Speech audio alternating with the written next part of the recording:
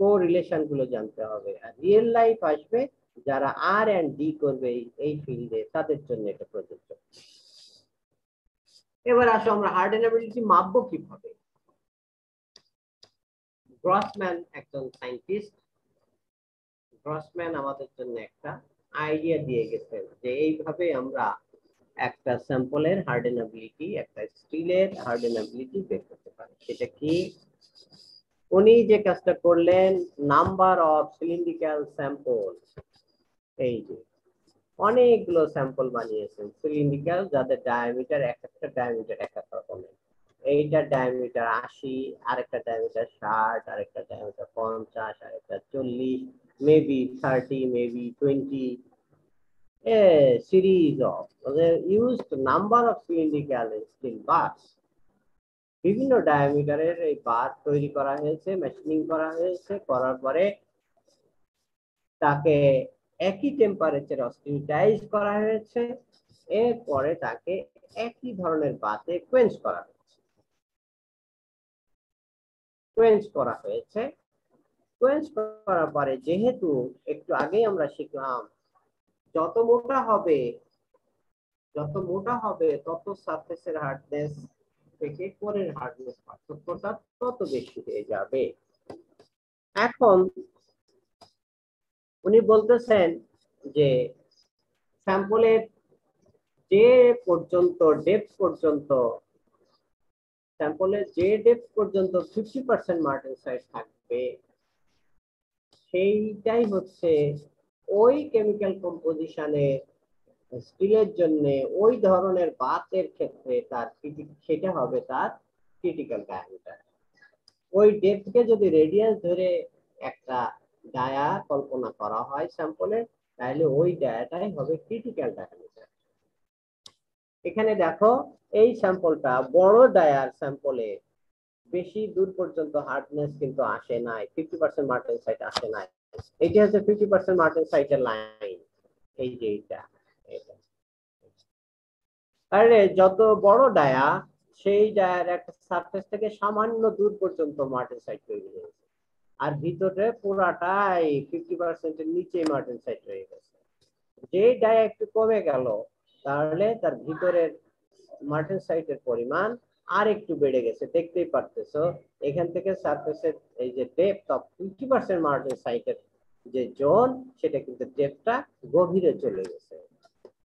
আবার যদি আমি এই 50 mm ডায়ার স্যাম্পলটার কথা কল্পনা করি, সেখানে দেখা যাচ্ছে যে তোমার ডেপথ ফ্রম দ্য সারফেস আরো বেড়ে গেছে এবং সেন্টার পর্যন্ত 50% মার্টেনসাইট হয়ে গেছে, সেন্টারেই 50% মার্টেনসাইট। আর যদি আমি 40 কথা কল্পনা করি, 50% না, সেন্টারে এসে গেছে, এখানে 50%, এখানে 60%, এখানে 70%। সেন্টারে 50% না 70% মার্টেনসাইট চলে এসেছে। তার মানে এইটা ক্রিটিক্যাল ডেপথ, ক্রিটিক্যাল ডায়ার এর চেয়ে ক্রিটিক্যাল ডায়া বড়। ক্রিটিক্যাল ডায়া আসলে কত? অ্যাপ্রক্সিমেটলি 50 mm হচ্ছে তার ক্রিটিক্যাল ডায়া, 60 mm না, 80 mm না। তাহলে এইভাবে আমরা এই ক্রিটিক্যাল ডায়ামিটার বা হার্ডেনেবিলিটি ডেপথ, এই গ্রসম্যান যিনি সায়েন্টিস্ট, ওনার থিওরি মতো, ওনার এক্সপেরিমেন্ট ফলো করে আমরা এইভাবে তার ক্রিটিক্যাল ডায়ামিটার মাপতে পারি, বের করতে।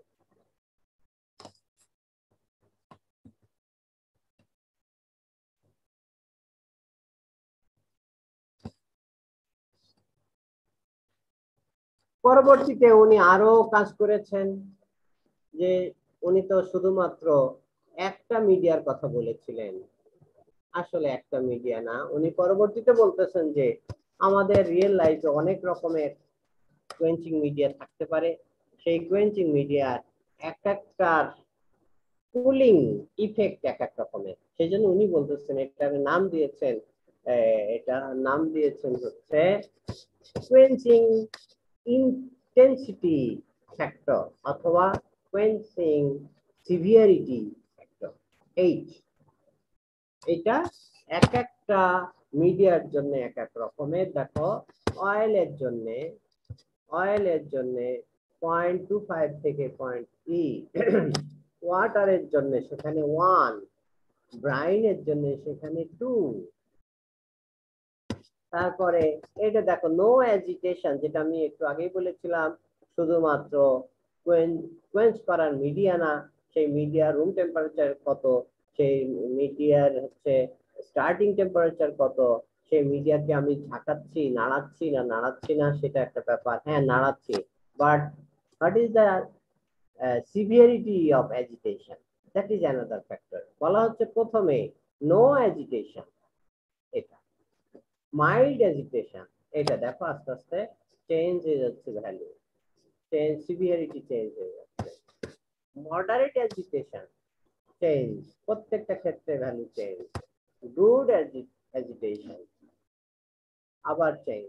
স্ট্রং অ্যাজিটেশন, ভায়োলেন্ট অ্যাজিটেশন 0.1, এই 0.8 থেকে 1.1। আর সেটা হচ্ছে ওয়াটারের ক্ষেত্রে 0.4, আর ব্রাইনের ক্ষেত্রে 5। একটা জিনিস খেয়াল করে দেখো, যদি নো এজিটেশন কন্ডিশনের কথা চিন্তা করি, তাহলে ওয়াটারের তুলনায় ওয়াটারে হচ্ছে অ্যারাউন্ড 4 গুণ কুলিং রেট বেশি। আর এই ব্রাইনও কিন্তু ওয়াটারই, শুধু একটুখানি অল্প লবণ দিয়ে দেওয়া হয়। সেক্ষেত্রে ওয়াটারের তুলনায় নো অ্যাজিটেশন ওয়াটারের তুলনায় ব্রাইনের ভিতরে কুলিং রেট এটা হচ্ছে ডবল হয়ে যাচ্ছে।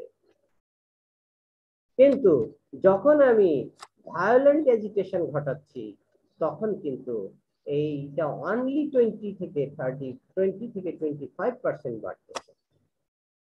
নো এজিটেশন কন্ডিশনে ব্রাইনের ইফেক্ট সিরিয়াসলি হাই। কে বলবা এই ইফেক্টটা কেন আসতেছে? এনিওয়ান? যত এজিটেশন বাড়তেছে তত ওয়াটারের পারফরমেন্স, কুলিং পারফরমেন্স বেড়ে যাচ্ছে, কিন্তু ব্রাইনের সেই তুলনায় বাড়ছে না।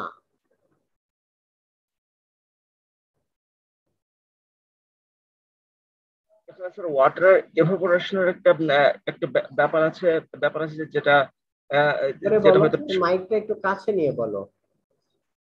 খুব সম্ভবত ওয়াটার এভাপোরেশনের একটা ব্যাপার আছে, এবং এটা এটা খুব সম্ভবত নিউক্লিয়েশন বা বাবল বয়েলিং স্টেজে হয়তো হয়তো এজিটেশন রেটটা অনেক বেড়ে যাচ্ছে।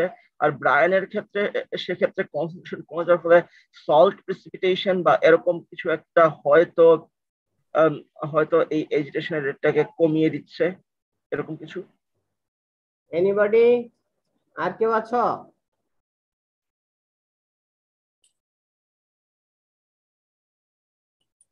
আর কেউ আছো বলার? নাই। হ্যাঁ, এখানে যেটা হচ্ছে, যখন এজিটেশন নাই তখন 1, ব্রাইনে ডবল। কারণ ব্রাইনে কি ঘটে সেটা দেখতে হবে। ব্রাইনও পানি, এখানে 95% পানি বা 96-7% পানি, অল্প পরিমাণ লবণ দেওয়া থাকে। যে ঘটনাটা ঘটে, ব্রাইনের ভিতরে পানি থাকার কারণে এই যে পানির যে বাবলটা তৈরি হয় স্যাম্পলের গায়ে, সেই সেই বাবলটা থেকে সল্ট বেরিয়ে আসে। সেই বাবলের গায়ে ভিতরে যে সল্টের পার্টিকেল ছিল সেটা সে বেরিয়ে ছুটে চলে যায়। তার মুভমেন্ট ডিফারেন্ট হয়, ছুটে যখন চলে যায় বাবলটা ভেঙে যায়। বাবল ভেঙে গেলে আবার নতুন বাবল তৈরি হয়, নতুন বাবল তৈরি হওয়ার সাথে সাথে আবার ভেঙে যায়। এইভাবে হিট, যে conduction, convection, heat loss, radiation, এটা হচ্ছে ব্রাইনের ক্ষেত্রে বেটার হলো নো অ্যাজিটেশন কন্ডিশনে। আর ওয়াটারে কি হচ্ছে, ওয়াটারে আসলে বাবল ভাঙার জন্য ওখানে কেউ নাই, মানে বাবলটা একটা ব্ল্যাঙ্কেট হিসেবে কাজ করে। বাবলের ভিতরে এয়ার থেকে যায়, এই এয়ার কিন্তু ইনসুলেশন, এয়ারটা ইনসুলেশন হিসেবে কাজ করে, কুলিং এর জন্য বাধা দেয়। এই জন্য পানির ভিতরে পানি আর ব্রাইন দুজনই পানি হওয়া সত্ত্বেও এই ব্রাইনের কুলিং রেটটা ডবল হয়ে যায়।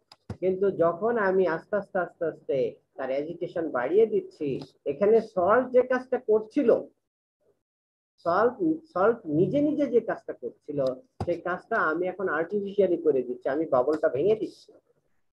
বাবল যখনই ভেঙে দিচ্ছি নতুন বাবল হচ্ছে, ফলে এয়ারের ইনসুলেশন কুলিং এর ক্ষেত্রে যেভাবে বাধা দিচ্ছিল এখন আর বাধা দিতে পারছে না।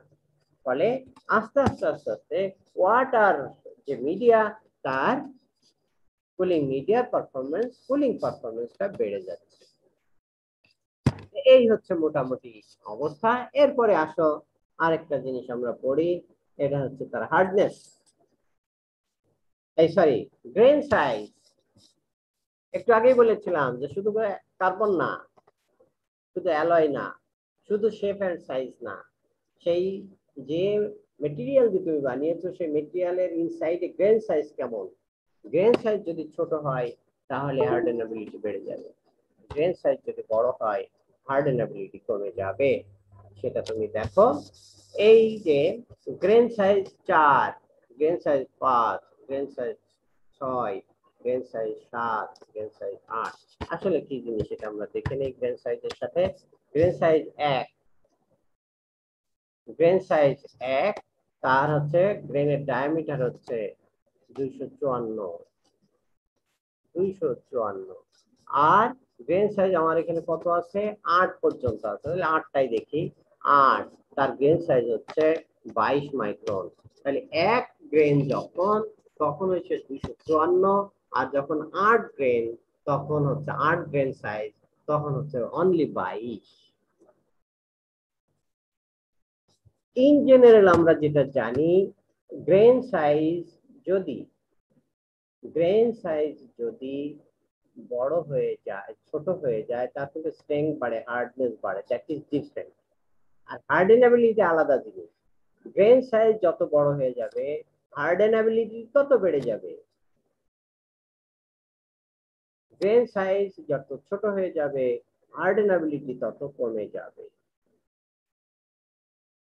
এখান থেকে আমরা এই জিনিসটা জানতে পারলাম। এখন কথা হচ্ছে কেন কমে যাবে, কেন বেড়ে যাবে, সেটা আরেকটা ইস্যু।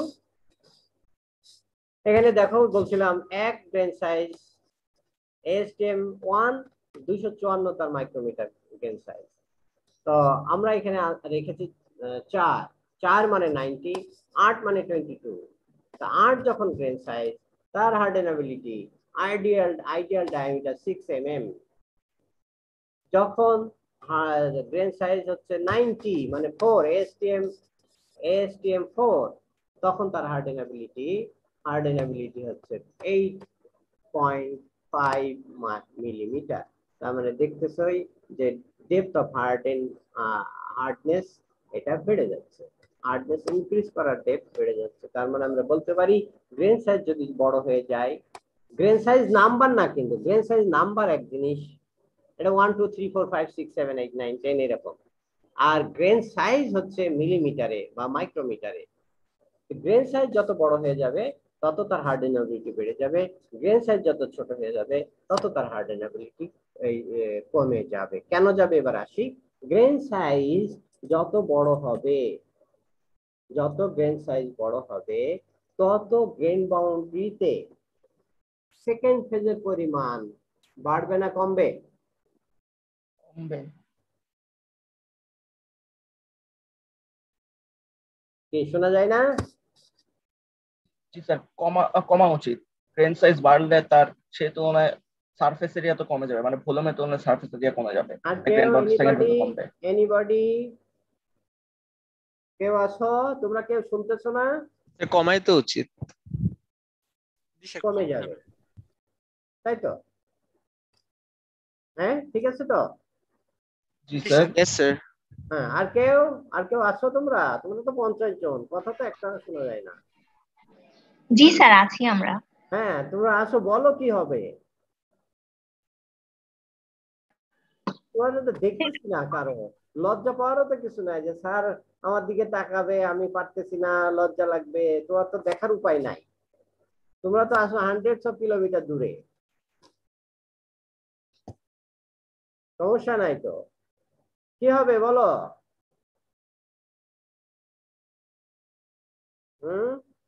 তাহলে আমি স্যার গ্রেইন সাইজ হ্যাঁ কি বলতেছো বলো? স্যার গ্রেইন সাইজ বড় হলে গ্রেইন বাউন্ডারিতে সেকেন্ড ফেজের অ্যামাউন্টটা কমবে। কমবে, গুড। তার মানে সবাই তো একই বলতেছো, তাই না? জি স্যার।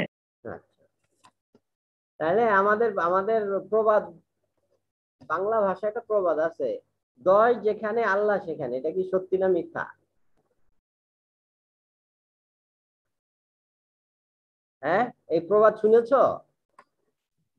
না স্যার। শুনো নাই? 10 জন যেখানে আল্লাহ সেখানে, মানে তার মানে না স্যার। 10 জন যা বলে সেটা সঠিকই হয়। ব্যাপারটা এরকম, শুনো না এই প্রবাদ? জি স্যার, শুনেছি স্যার। হ্যাঁ, তো তাহলে এখন দেখা গেল যে 10 যেখানে সেখানে তো আসলে সত্যি নাই।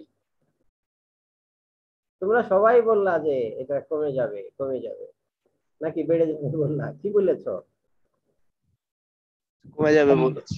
হ্যাঁ, কমবে বলেছি স্যার। কমে বলেছো না, বেড়ে যাবে। যা বলেছো তার উল্টা। যত গ্রেন সাইজ বেশি তত গ্রেন বাউন্ডারি এরিয়ার পরিমাণ বেশি, কিন্তু একটা পার্টিকুলার স্টিলের ভিতরে সেকেন্ড ফেজের পরিমাণ তো ফিক্সড। যদি গ্রেন বাউন্ডারি এরিয়া কমে যায় তাহলে অল্প এরিয়ার ভিতরে ফিক্সড অ্যামাউন্টের সেকেন্ড ফেজ পার্টিকেলের কনসেন্ট্রেশন বাড়বে না কমবে? পারবে। এই তো এবার তো উল্টা হয়ে গেল। That is the reason. যত সেকেন্ড ফেজের পরিমাণ বাড়বে তত হেটারোজেনিটি বাড়বে। যত হেটারোজেনিটি বাড়ে তত ট্রান্সফরমেশনটা সহজ হয়। তোমরা জানো যে একটা সিস্টেম, লিকুইড সিস্টেম, একটা লিকুইড থেকে যখন সলিড করা হয়, সলিডিফিকেশন টেম্পারেচার 700, বাট 700 অনেকে না হয়ে 709 ডিগ্রিতে হয়ে যেতে পারে বিকজ অফ হেটারোজেনিটি। সেখানে যদি সলিড ফেজ থাকে তাহলে তার সলিডিফিকেশনটা অন্য কোনো সেকেন্ড ফেজ, বাট সে স্টিল ইন সলিড স্টেট যদি থাকে তাহলে তার সলিডিফিকেশনটা অনেক সহজ হয়ে যাবে, 700 ডিগ্রিতে আসাও লাগবে না। that there is a catalytic action, তার কারণে কিছুটা আর্লি সে সলিডিফিকেশন হয়ে যাবে। যাই হোক, তো এই আর 12টা বেজে গেছে। হ্যাঁ, এখানেও আমাদের ক্যাটালাইটিক অ্যাকশন আছে। এর কারণে আমাদের কুলিং রেট, এই কি বলে তোমার হচ্ছে ট্রান্সফরমেশনটা তাড়াতাড়ি হবে, আর্লিয়ার হবে, ড্রাস্টিক হবে। আর্লিয়ার বলো, ড্রাস্টিক বলো, এবং হচ্ছে তোমার সিভিয়ার বলো, যাই বলো না কেন, যেটাই ঘটবে তার কারণেই তার ভিতরে মার্টেনসাইট ট্রান্সফরমেশনটা সহজ হবে এবং তাড়াতাড়ি হবে। আর মার্টেনসাইট ট্রান্সফরমেশন যত তাড়াতাড়ি হয় তত সে মার্টেনসাইটের ভিতরে রাগ বেশি থাকে, রেসিডুয়াল স্ট্রেস বেশি থাকে, তত সে স্ট্রং হয়, তত সে হার্ড হয়, তত তার হার্ডনেস বেড়ে যায়। নিশ্চয়ই বুঝতে পেরেছো। তোমাদের তো ক্লাস আছে, 12টা বেজে গেছে না? তাহলে আমরা আগামী স্যার। ক্লাসে এখান থেকে পড়া শুরু করবো।